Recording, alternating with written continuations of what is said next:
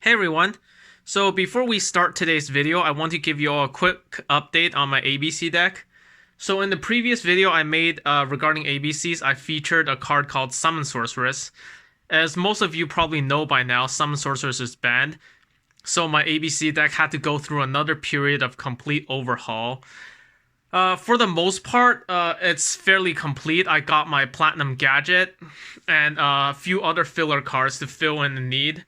However, I only have one set of Ash Blossom and Joyous Springs at this moment, so for today's deck profile, which I'll show you in a bit, I'll have to cannibalize my ABC deck and put those in my other deck profile to be featured today.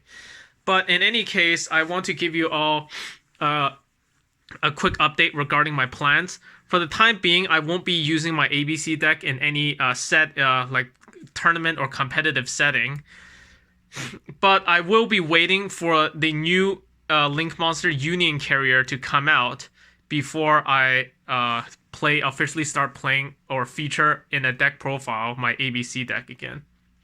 Now, for those of you who don't know, Union Carrier is from what I read on the internet, it's definitely among the best Link archetype specific Link monsters in the game. It's even better than I sold Two Tales of the Noble Knights in my opinion, and it's definitely up there comparable to the likes of Needle Fiber, Electromite, and Phantom Knight Rusty Bardiche. And of those three monsters, two of them are on the Forbidden Limited list. Rusty Bardiche is currently banned, and Needle Fiber isn't out in the TCG yet, but Electromite is limited to one. So I foresee in the future that it's very possible that Union Carrier gets hit, just like Needle Fiber or Rusty Bardiche has. But it definitely won't stop me from wanting to acquire the card and run it in my ABC deck once it comes out. So yeah, just want to give you guys a quick update, and now let's get into the main deck profile for today. Hey everyone, what's up? So now that I got that out of the way, let's get on with the Cyber Dragon deck profile. So let's start off with the main deck. To start off, you obviously run triple Cyber Dragon. This card first came out in, I believe, 2005, I believe. And when it first came out, it was essentially a staple card in every single deck. No matter what deck you were running at the time, like a free special summon that is a good going second is never a bad thing to have. And at one point, I remember it was actually hit to 1 on the ban list. And there were actually people at the time in 2007, 2008 who were arguing that this card should have been banned. And while this card has been a bit power crept in the past little while, it still makes going second a viable strategy. And for this deck, it's basically the heart and soul, and basically the entire deck revolves around this card. So always run 3. Next up, we have a 3 Cyber Dragon Core. This card is like the Stratos of the deck, in that when it's normal summoned, you can search one spell or trap card that has the word Cyber in its card name, and this includes cards like Cyber Emergency, Cyber Repair Plant, Cyber Rev Systems, Cyberload Fusion, and also Cybernetic Overflow. And also, since it's 400 attack, it's also a machine dupe target. Unfortunately, it cannot search machine dupe, otherwise that would be way too broken. But one of its other effects that many people seem to forget is that if it's in the graveyard and you control no monsters and your opponent does, you can banish it from the graveyard and special summon any Cyber Dragon monster from your deck. And note that it says Cyber Dragon monster and not just Cyber Dragon. So yes, you can summon Cyber Dragon. You can also special summon another copy of itself, but you can also summon this card. Cyber Dragon Naxter. This is the newest Cyber Dragon card that has only been out for about roughly half a year. And I would say Naxter definitely makes this card strong in going both first or second. I know in the previous video I mentioned that running just 2 Naxter is sufficient, but that was under the context of when Summon Sorceress was still legal. And Naxter's effect does conflict with Summon Sorceress, as Summon Sorceress is not a machine. But with that said, Naxter still allows you to get into other combos really nice. So basically, Nasher, it has a built-in special summoning effect in which it allows you to discard any monster card from your hand in order to special summon it to the field. And when it's summoned, whether it's by its own effect, normal summon, or special summon by some other means, you can essentially special summon one machine type monster with exactly 2100 attack or 2100 defense from your graveyard. And this is really nice because obviously Cyber Dragon has 2100 attack, but so do cards like Cyber Dragon Nova, Cyber Dragon Infinity, along with cards like Dingirsu has 2100 defense, and so does Invoke Mechaba. So all of those cards, if they're in the graveyard and they have been legally, properly special summoned prior to being sent to the graveyard, are targets for Cyber Dragon Nasher to special summon. And note that with 200 attack, it's also another machine dupe target. The third and final machine dupe target in this deck is Cyber Dragon Herz, and we obviously run 3 copies of this as well. So Herz is an interesting card because it's essentially a Foolish Burial target, and when it's sent to the graveyard from anywhere, hand, deck, or field, you can add 1 Cyber Dragon from your deck or graveyard to your hand. And it has to be Cyber Dragon. It's not Cyber Dragon Monster. So if you're searching from your deck, you can only add Cyber Dragon. But note that all of Cyber Dragon's Herz, Nasher, Core are treated as Cyber Dragons while in the graveyard. So if you have one of Core or Nasher in the graveyard and then Herz is sent there to join them, you can actually use Herz effect to add one of Nasher or Core back to your hand instead of searching your deck for another Cyber Dragon. But note that Cyber Dragon Herz effect is a hard once per turn, as are those of Cyber Dragon Core and Cyber Dragon Nasher. So if you use if you send multiple Herz to the graveyard in the same turn, you can ultimately only get one of its effects off. Its second effect allows it to be treated as a level 5 monster when it's special summoned. And that can come in handy occasionally, but it does lock you into only being able to summon machine-type monsters for the rest of the turn, the same way that Cyber Dragon Nasher does. So that's it for the Cyber Dragon monsters in the main deck. So next up, the non-Cyber Dragon monsters. 3 Galaxy Soldier. I know a lot of people, they like to play just 2 soldiers, and I can get where they're coming from. But having that 3rd soldier does make getting into the 1st soldier more quickly a lot more consistent as well. And also, I find that a lot of the times after I use the effects of 1 Galaxy Soldier, even after I search the 2nd soldier, I end up not using it because I see another combo available. So by leaving the 2nd soldier in hand, it also sets me up to search for the 3rd soldier the following turn. So that's why I run 3. And later on, I'll actually show you a cool little combo involving Galaxy Soldier and Cyber Dragon Herz. And I think that's something that all Cyber Dragon players should know how to do.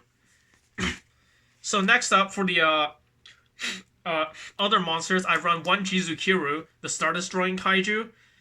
This is essentially the searchable Kaiju of this deck. And basically, if your opponent has a boss monster on their side of the field, like a Thunder Dragon Colossus or whatnot, you can essentially get rid of it by Kaijuing over it. And since it's a machine, it also means you can contact fuse with it for a Chimera Tech Fortress Dragon.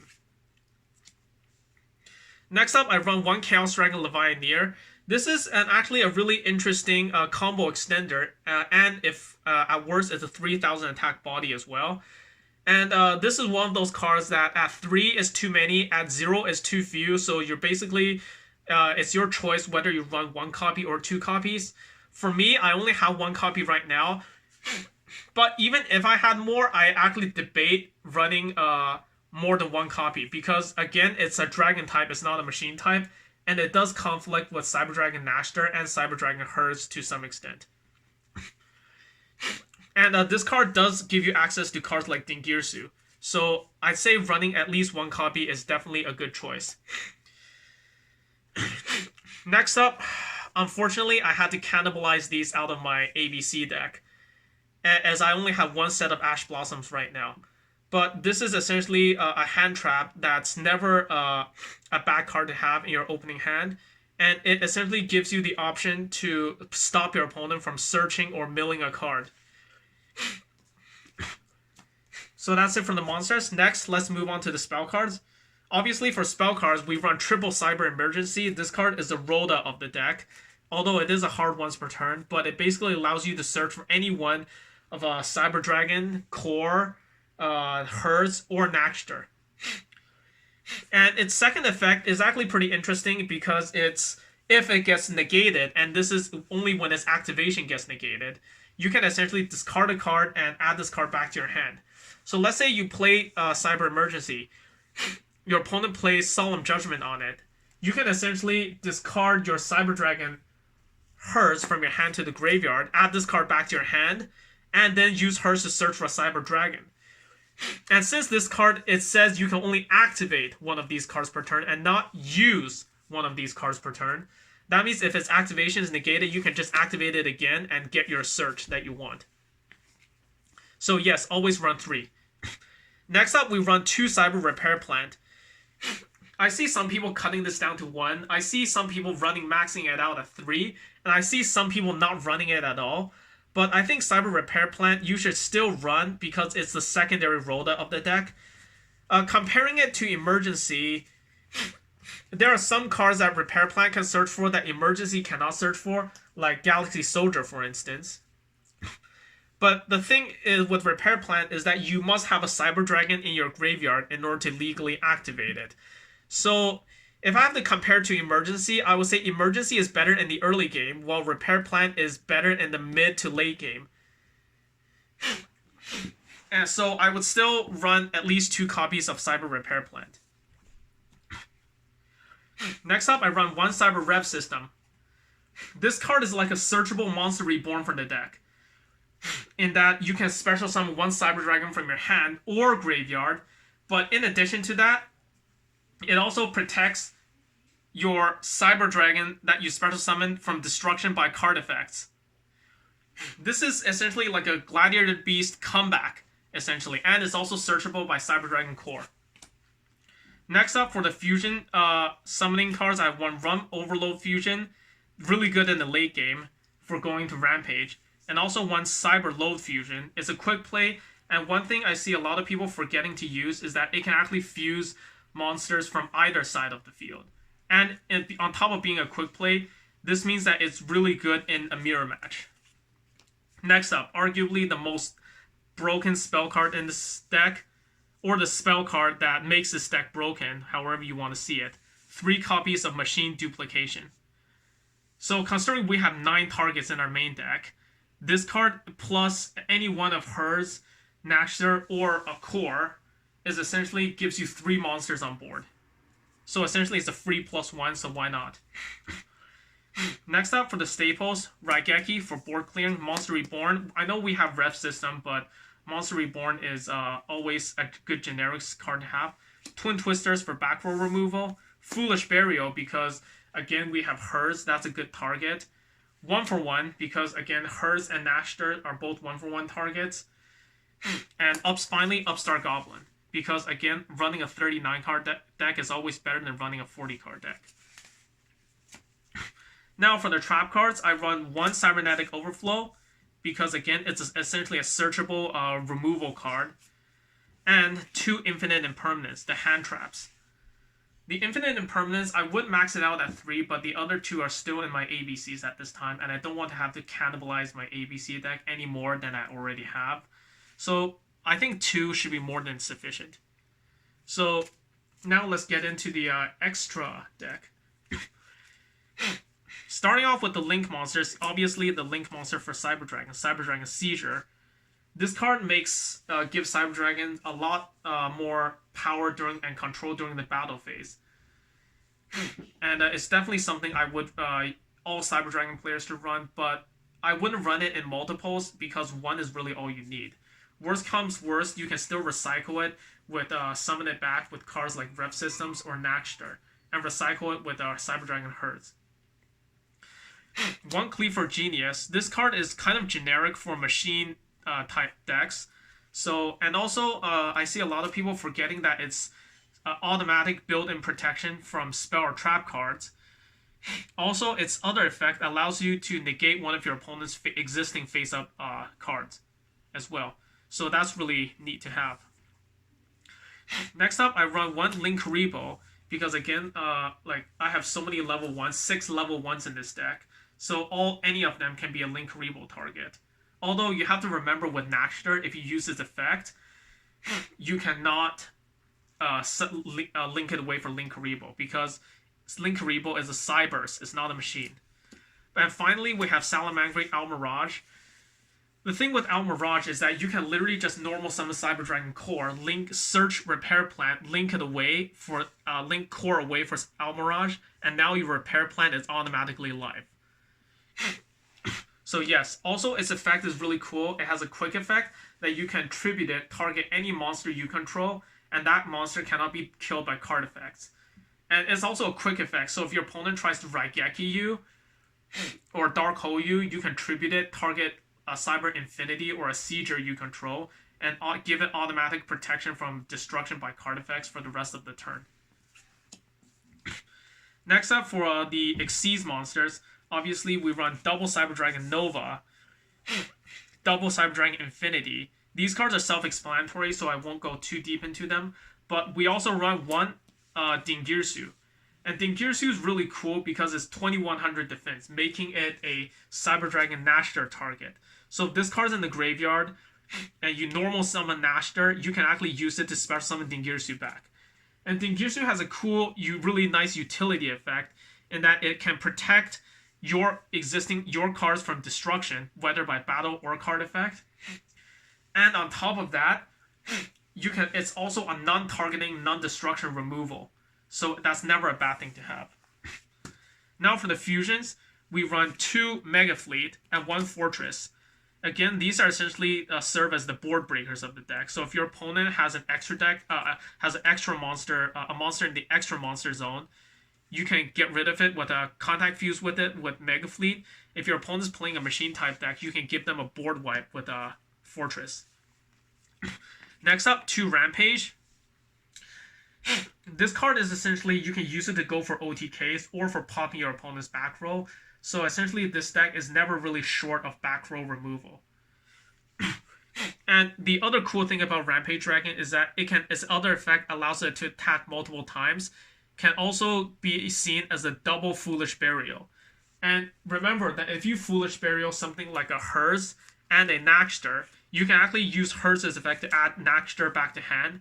And if your Rampage Dragon is killed, you can normal summon Hers, Naxter, and then summon the Rampage Dragon back because it has 2100 attack. So yes, that's always something you could do. And the last card in the extra deck is Cyber Eternity Dragon. I will probably cut this eventually, but for now, I'm just testing it out to see how well it runs in this deck. But yeah, that's it for the extra deck. Now let's get into the side deck. For the side deck, I run 1 Cyber Eltanin. Again, this card is actually I believe it's searchable by both Emergency and Repair Plant. So that's never and it's essentially it's non-destruction, non-targeting removal. And in late game, it can turn into a really big body, so it's never a bad thing to have. 2 Sphere Mode. The cool thing about Wing Dragon Raw Sphere Mode compared to cards like Kaiju's, for instance, is that even if your opponent has Vanity's Fiend out, Vanity's Fiend does nothing against Sphere Mode. Because Sphere Mode, it says normal summon, not special summon. And another difference between this and Kaiju's is that Kaiju's only allow you to tribute 1 of your opponent's monsters. Sphere Mode lets you tribute 3. Now, this could be seen as a drawback, because what if your opponent only has 1 big monster for you to tribute? Then you won't even be able to use Sphere Mode at all.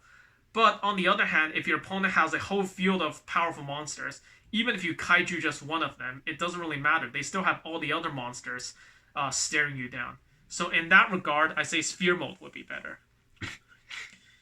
Next up, I run 3 Dino Wrestler Pankratops. This card has a similar effect to Cyber Dragons, but in this case, I argue it's even better than Cyber Dragons. Because Cyber Dragons restricts that you have to control no monsters in order to special summon it without tributing. Pankratops, on the other hand, just says your opponent has to control more monsters than you for you to special summon it. In addition, it has a quick effect, which allows you to tribute it, target any card your opponent controls, and pop it. And the crazy thing is that it's a quick effect as well. So essentially, if your opponent went first and they create a huge board of monsters, you can special summon this, and if your opponent tries to destroy it with, say, a bottomless trap hole, you can chain its effect to tribute it and pop another card your opponent controls, essentially netting you a 2-for-1. And it's 2600 attack as well. So essentially, it can run over just about any boss monster your opponent puts in front of you. Next up, 3 Artifact Lancia.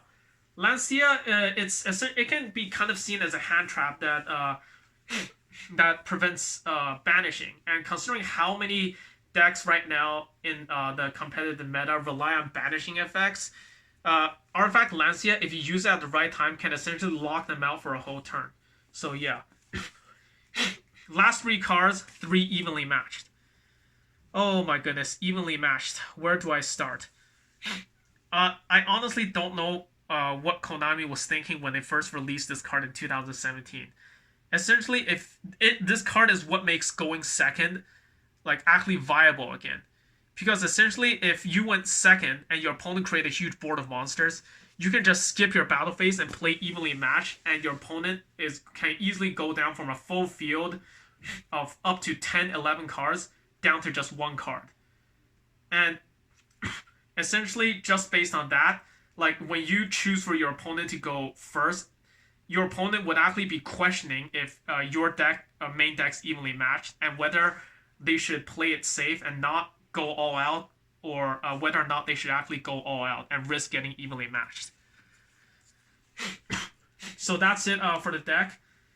Now, before I show you a few combos, I actually want to talk about my experiences playing with this deck. First of all, I want to address one big misconception about Cyber Dragons as a deck, and that first of all, it's not a deck that can only play going second. It can go first or second, and that really depends on how you build it. But I would say one correct thing about Cyber Dragons is that, with regards to this misconception, is that it's one of the few decks out there that is just as strong going second as going first, and it's not one of those decks that rely on go first or bust. So now, regarding the strength and weaknesses of Cyber Dragons as a competitive archetype. Let's start with the weaknesses. First of all, I feel that Cyber Dragons, they can be kind of linear. Their strategies are predictable. You always see them going for the Infinity plays, the Sieger plays, trying to OTK the opponent as soon as possible, whether with Rampage or with Nova. And if that fails, you literally fall back on Infinity to try to stun your opponent as much as possible. And aside from that, there's really not much else that Cyber Dragons can do. In that regard, I see it as a kind of a one-trick pony, but it's really good with that one trick. So don't underestimate it. Another weakness I find is because of the existence of these 2 cards, Cyber Dragons is essentially its own worst enemy. Okay, Cyber Dragons is really good against other machine-type archetypes, but it's also a machine-type archetype in and of itself. So, essentially, if you're in a Cyber Dragon mirror match, always watch out for these 2 cards, because if you summon out a huge board of monsters, including Cyber Dragons, Nova, Infinity, Sieger, and whatnot, your opponent can give you a board wipe at no cost to themselves with one of these 2 cards. But aside from that, I say Cyber Dragons are actually a really consistent deck. And this is to be expected when they have a Stratos, a White Stone of Legend, cards that can summon multiple other copies of Cyber Dragon from the deck, 2 cards that can act as a Rhoda, even though both of these are hard ones per turn. And on top of that, all of these cards, with the exception of Machine Dupe, are searchable. So of course, it's going to be a really consistent archetype no matter which way you slice and dice it. Also, its recovery aspect with Nashter being released is now really amazing. And it has great potential combo extenders in the form of Galaxy Soldier and also Chaos Dragon Levianeer. And as I stated before, this archetype is really good at going second and breaking your opponent's boards. Whether they create a huge board of whether they have that one boss monster that you just can't get rid of, you can just kaiju it, and this card is searchable in the deck because of Repair Plant. Or if they have a whole field of machine type monsters, you can give them a board wipe using Chimera Tech Fortress Dragon, and then proceed to OTK them from there. And so yeah, that's it with my thoughts on Cyber Dragons as an archetype. Now let's get into a few combos. For the first of all, I actually want to show you a really nice combo you can do if you open with Cyber Dragon Core, Chaos Dragon Levianeer, if I can just find that real quickly. Where did it go? Chaos Dragon Levianeer, and Machine Duplication. So to start off, use normal summon Cyber Dragon Core, and for Core's effect, you will search not emergency or repair plan, but you'll search your rev system. Next, you'll activate the Machine Duplication, special summoning 2 more copies of Cyber Dragon onto the field.